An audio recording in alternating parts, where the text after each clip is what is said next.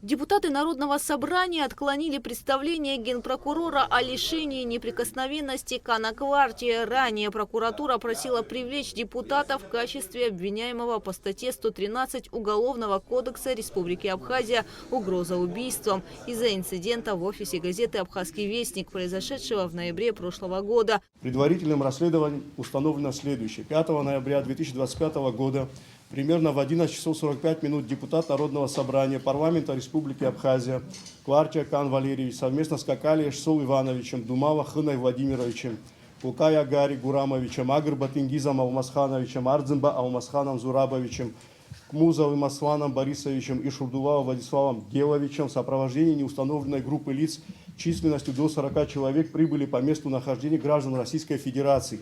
Ревы Ивана Евгеньевича, Тимофеева Павла Игоревича и Будыкина Дмитрия Александровича в офис, расположенный по адресу город Сухум, улица Абазинское строение, номер 36, с целью выяснения обстоятельств их нахождения на территории Республики Абхазия и возможного участия в предвыборной кампании депутата в органы местного самоуправления, где Кварти, действуя умышленно группой лиц, скакали Акмузовым, Ардзем, Багрба и Шурдулава, осознавая противоправный характер своих действий в агрессивной форме, высказал в адрес граждан Российской Федерации Ревы, Тимофеева и Будыкина угрозу убийством и причинения тяжкого вреда здоровью.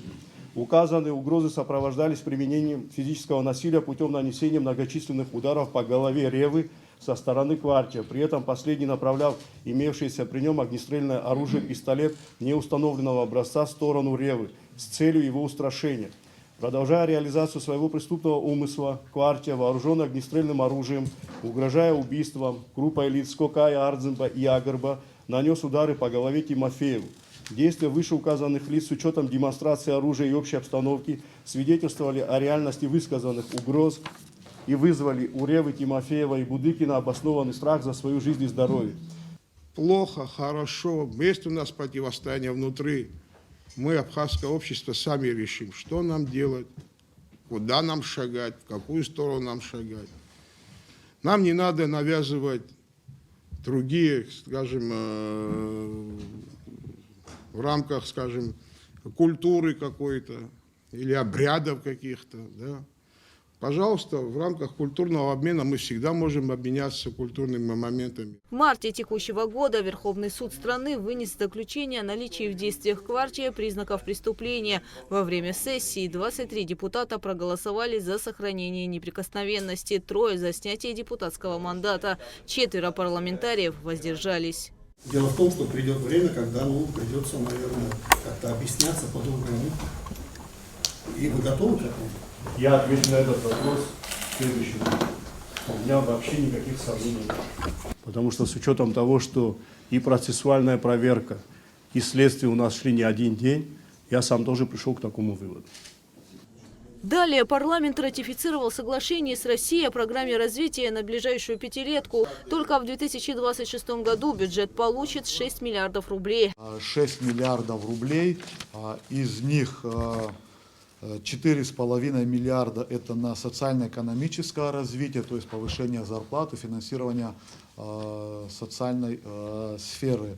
1,3 миллиарда рублей это бюджетные инвестиции, так называемая инвестпрограмма, и 0,2 миллиарда это поддержка отраслей экономики. В соответствии с законом о международных договорах до подписания данного межгосударственного соглашения проект соглашения в установленном порядке был представлен до подписания в парламент. Абхазия и Россия официально признали ученые степени друг друга. Парламент ратифицировал соглашение, согласно которому дипломы кандидата и доктора наук теперь действительные в обеих странах. Документы принимаются автоматически без дополнительных проверок и легализации. Это позволит ученым свободно работать и продолжать обучение как в Абхазии, так и в России. Важно, что соглашение касается и тех степеней, которые были получены ранее. Для меня самое первое, что мне приходит в голову, это, например, вопрос о том, а не послужит ли это таким некоторым импульсом для тока кадров, который у нас есть. Как вы понимаете, наверное, как я вижу, по крайней мере, да, главные привилегии, которые дает это нашим ученым, это привилегии использовать свой статус, свою степень кандидата наук или доктора наук в Российской Федерации для устройства на работу в том числе. Это первое, да. И второе, что, наверное, больше всего меня, я бы не сказал, пугает, ну да, задаюсь я чем вопросом, это можно как плюс и как минус воспринимать. Скорее всего, после того, как это соглашение будет ратифицировано, у нас, наверное, появятся соискатели названия ученых степеней докторов наук и кандидатов наук из Российской Федерации. В России очень тяжело сегодня получить ученую степень. Я в свое время это проходил, но я вам скажу, что сейчас в разы сложнее. Высшая аттестационная комиссия в России очень серьезные требования предъявляет к соискателям. И мне хотелось бы, чтобы мы не пошли по ложному пути здесь. Здесь я не хочу, чтобы кто-то воспринял, что я против. Я хочу, чтобы, если мы это делаем, чтобы в нашей стране, и особенно в Академии наук Абхазии, очень серьезно отнеслись к тому, как это может заработать. Потому что это может как науку Абхазии, да, приподнять на новый уровень, так и погубить. Что касается, чтобы не было поставлено на поток, именно в соглашении и прописали, что ученые степени, присуждаемые в Республике Абхазия, распространяются на тех лиц, которые не менее 3 лет в образовательных или научных организациях Республики Абхазия постоянно проработали. Не так, чтобы приехали, защитились и уехали. Не менее 3 лет должны в научной сфере Абхазии проработать. При российской военной базе в Абхазии создадут школу. Депутаты ратифицировали соглашение с Российской Федерацией. Учебное заведение будет работать по российским стандартам для детей военных, сотрудников базы и граждан России, живущих в республике.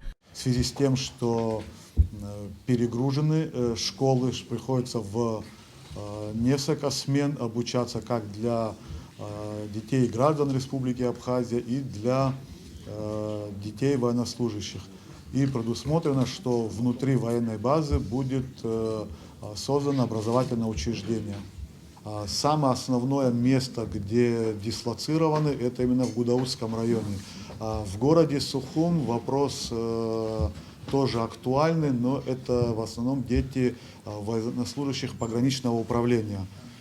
По ведомственной принадлежности они не относятся к военной базе, к Министерству обороны. Депутаты одобрили отмену торговых пошлин с Южной Осетией. Соглашение подразумевает, что товары, произведенные в одной республике, при ввозе в другую, не будут облагаться таможенными пошлинами и сборами. Документ принят в первом чтении. Также на заседании очередной сессии депутаты утвердили кандидатуру Алхаса Хакба и Алмаса Акаба в качестве представителей законодательной ветви власти в квалификационной коллегии судей Республики Абхазия.